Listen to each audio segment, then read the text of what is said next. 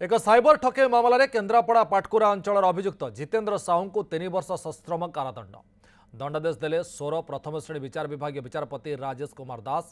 2023 मसीहा एप्रिल 3 तारिख में खैरा गोविंदजी उच्च विद्यापीठर प्रधान शिक्षक प्रदीप बेहरा एक अजणा नंबर फोन कर ब्लॉक अधिकारी परिचय देते विद्यालय सानिटाइजेशन बाबद को 40,000 टंका आसी ठक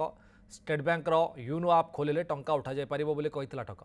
प्रधान शिक्षक प्रदीप बेहरा यूनो आप विषय जानि नथिबा कहबा सह उक्त विद्यालय अन्य जड़े शिक्षक भगवान पाठी को जणाइथिले शिक्षक भगवान पाठी प्रदीप को यूनो आप खोलिबा परे प्रदीप बेहरा बैंक खातारू संगे संगे 20,000 टंका कटि जाइथिला तबे एने उक्त फोन नंबर को जोगाजोग कर जेतबा बेले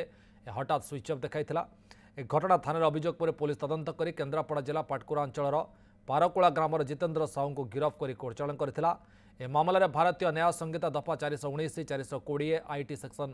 66C 66D विचार कर प्रथम श्रेणी विचार विभाग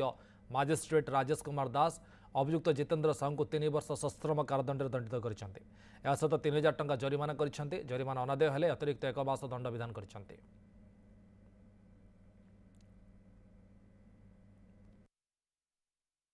विचार